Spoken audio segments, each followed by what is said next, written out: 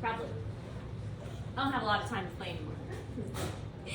All right, moving on with birds today. We're talking more about different kinds of birds. So we won't have time to go over everything, but we will try to get through some of the major groups.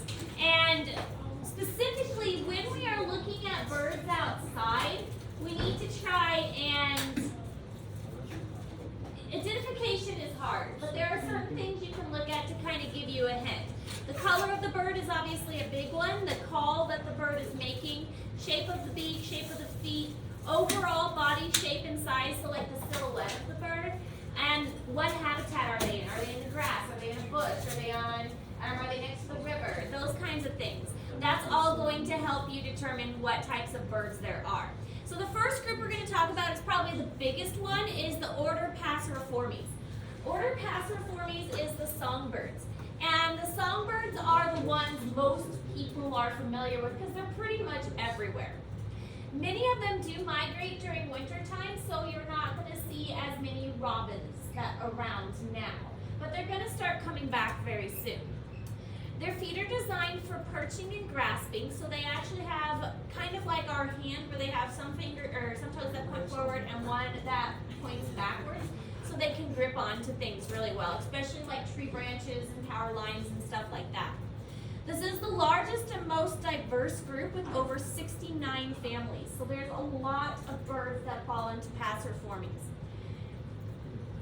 Most of them, well, some of them are eating insects and some of them will eat seeds. If you put bird food out, then that's obviously going to attract a certain kind of bird, whereas if you have a bunch of bugs in your yard, it's going to attract another kind of bird. Most of the young are going to be altricial in this group because they do nest in the trees, and when they're nesting in the trees, then they don't need to have as much protection when they're young. The mother's going to protect them. The height of the nest is going to be a protection.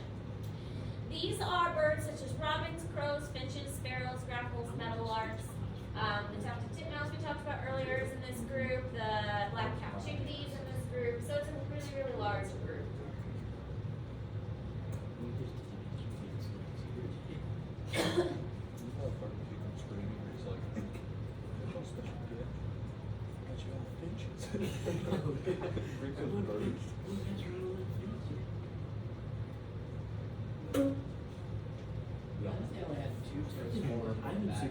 No, big buff. What? That's super. No, I don't even have a hairstyle. Talking to juice box guy.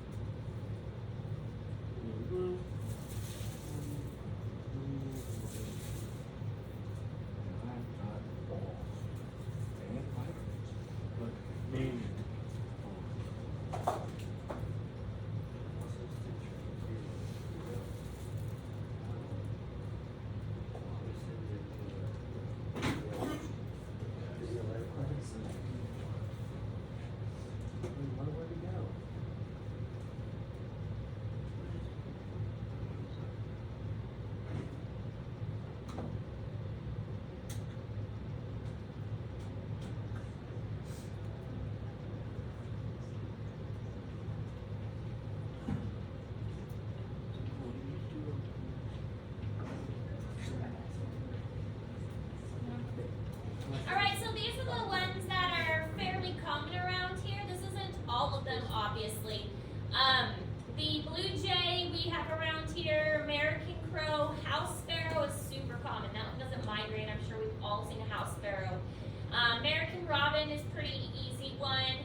Eastern meadowlark, common grackle, and European starling. Those two are often confused from a distance because they're about the same size and same shape, but at closer range they are easy to tell apart. Red-winged blackbird, those are found not so much in Boonville, but in kind of more open grassy areas. So if you go out to more of a prairie area, you'll find those. The ring-necked dove I had on there because that one is confused with the mourning dove. We actually have a lot more mourning doves in this area than we do ring-necked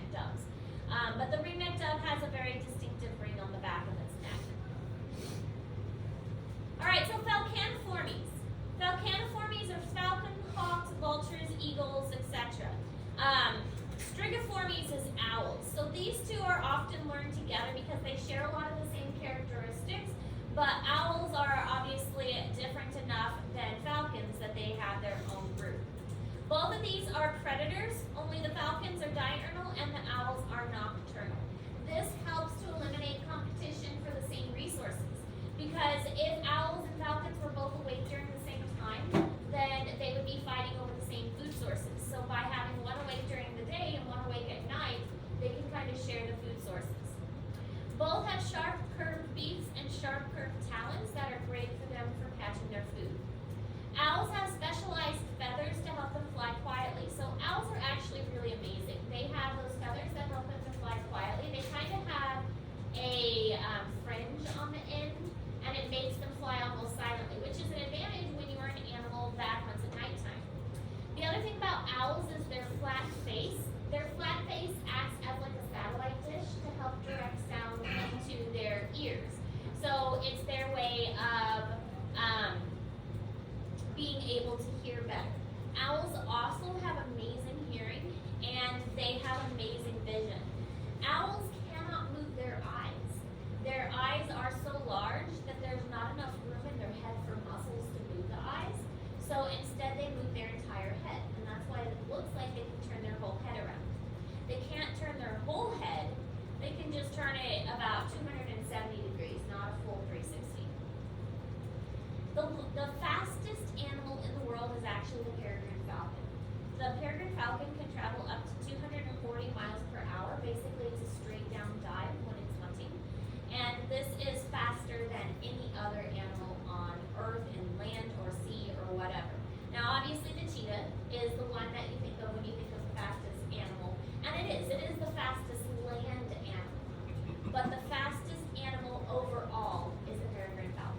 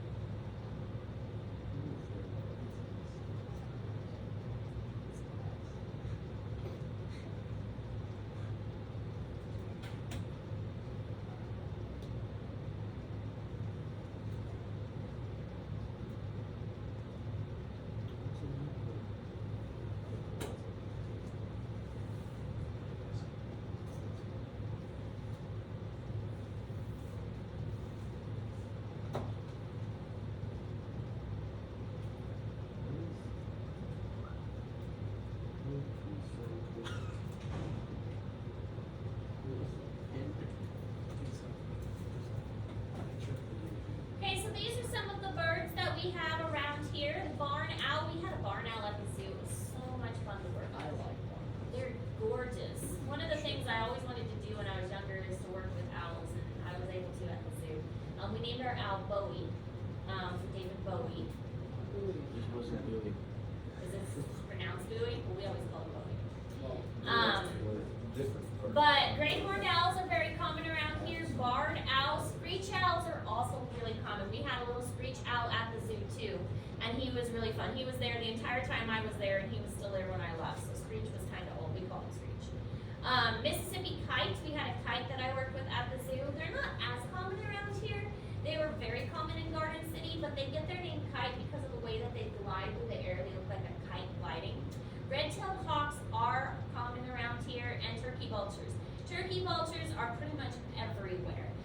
They are huge birds that are carrion eaters, which means they eat dead things.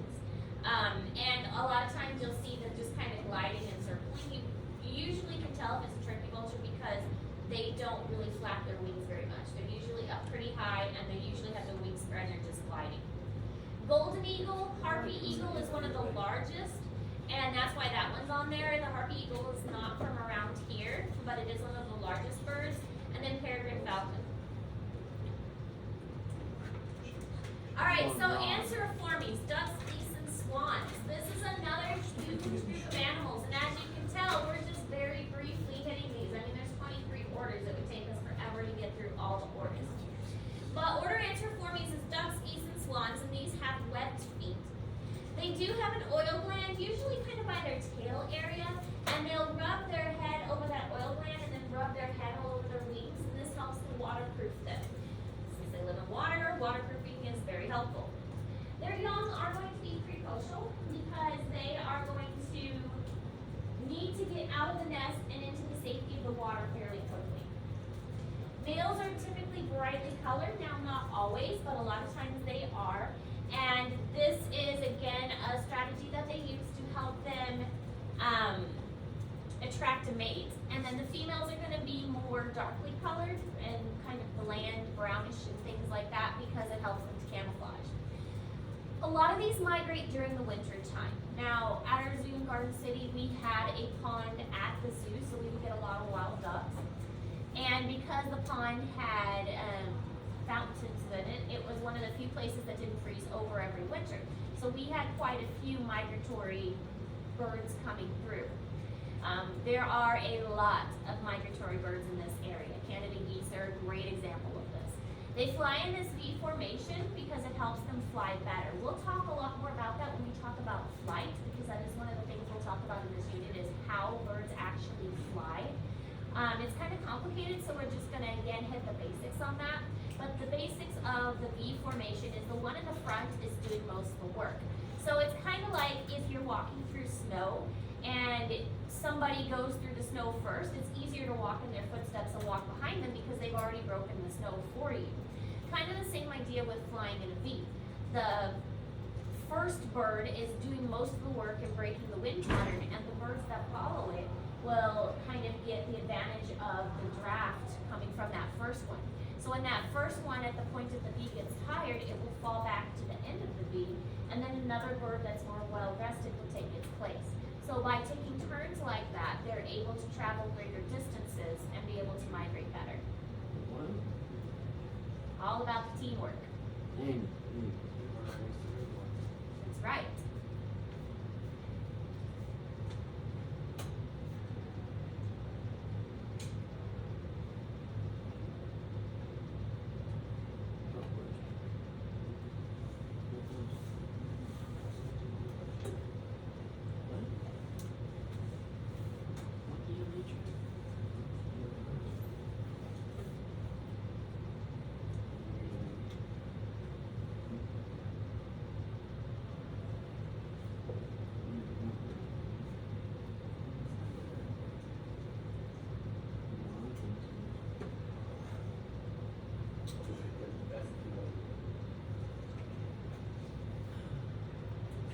What is that?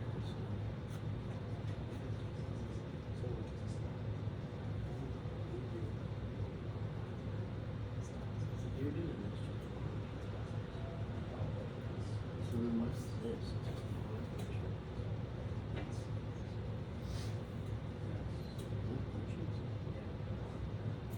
Alright, so here are some of the common birds. Canada goose is obviously one of the most common ones we see a lot. Birds don't care about boundaries, especially some of these migratory birds. So even though the Canada goose originates in Canada, it doesn't care that it comes to the United States. Other birds are introduced and invasive species. So the European starling obviously didn't fly all the way across from Europe, but it is an invasive species that was brought over here and now is actually causing quite a bit of damage. Those big swarms of birds you sometimes see that have, like, they go all the way across the sky, there's so many of them, those are European starlings. Wood ducks are very beautiful birds. They're one of my favorites, I think, as far as appearances, and that one shows a picture of a male and a female for comparison. American widgeon, those are more distinguished by their yellow beak, and they kind of have a yellow stripe on their head. So when we're identifying birds, it's helpful to try and pick out one or two characteristics that will help you remember it. Like a widgeon has a blue beak with a yellow stripe. That's different from a mallard, and most of us are familiar with mallards. That's another common one. The mallards have typically a green head. Snow geese are different from swans. Snow geese typically have black on their wings, and that's one way you can tell a difference if they're flying, because you'll be able to see the black from underneath. And then the trumpeter swan is a very large type of swan. Hooded mergansers are beautiful. They've got like this feathered cap that flashes up, or they can lay it down. And then a northern pintail, they get their name because they have a really long tail. I don't know how many aquatic birds we'll be able to see because there's no water right around us that we can go to, just like from walking from the school. But we'll probably see some of them, especially the Canada geese, now that a lot of these birds are migrating. All right, so order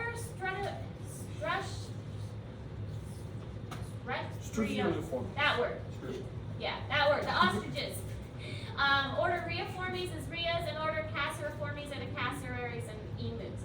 We talked about these large flightless birds before, but what's really interesting about them is that they came from one original ancestor, and they developed flightless, like they can't fly, but they developed that individually. Because the ostrich is in Africa, the rheas are in South America, and the emus are in Australia. So they didn't really come from the same flightless bird. They all developed the inability to fly on their own. They just kind of fell into specific situations that allowed them to go that direction. Their feet are modified for running and walking, and they usually have strong clawed toes on their feet, and this allows them to run and dig and scratch at the surface. Ostriches especially can run up to 43 miles per hour, so it is pretty impressive that they have these strong legs. Used to have an even larger bird called the elephant bird, but it is now extinct. If you look at some pictures and Google the elephant bird, it's pretty impressive how massive those birds actually were. So that was probably one of those precursors to the dinosaur. And they're found, like the skeletons of them and the eggs of them are mostly found on like island areas. So again, it's one of those instances where an animal was able to survive under different conditions because it lived on an isolated island.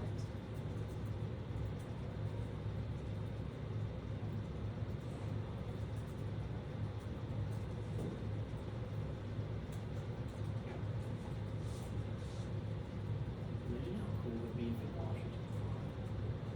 Unless you just get flagged, that would be scary. They run like Shoot 'em, Gary. See the videos of like ostriches running next to cars when you're saying, you know, like defense. Really good, really good. So, Oh, but imagine, looking around, just see a big ostrich flying around. There's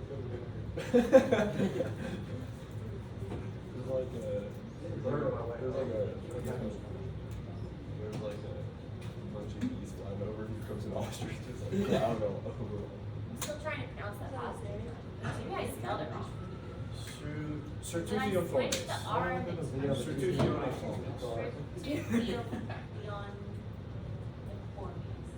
Certufioformes. There you go. it's Got it. gotta have. I was always bad at pronouncing words anyways. Ostrich one, wild ostrich in China collides with cars. China? Is that? What about China? There's gonna be an ostrich that is running wild in the streets of China. They probably escaped from a zoo because they are not from China. They're from Africa. Yeah, Gary. You escaped from the zoo. I looked at All right. One of the things about male ostriches is they do a really elaborate mating dance for the females, and I don't know. We'll see if we can get this video to work.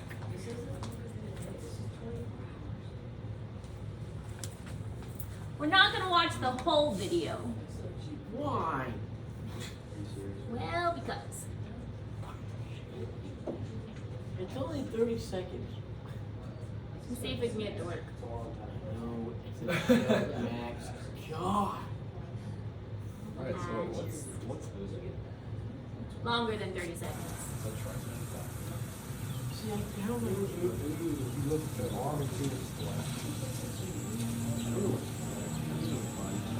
You know why I can't make it bigger either? Is this like His mating display reveals those elegant feathers in all their glory.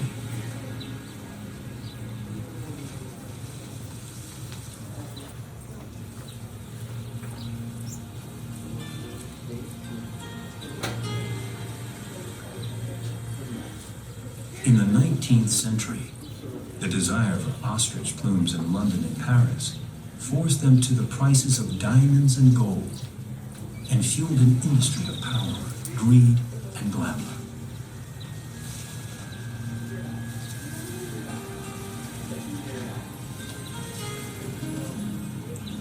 Today, they just make the ostrich king irresistible.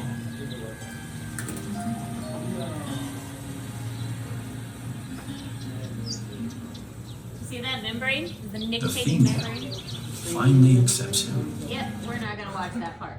Aww. You don't wanna watch. That's my They favorite don't part. make baby That is the best part. How the ostrich- We're not gonna watch that part. But I wanted you to see the mating dance of the male.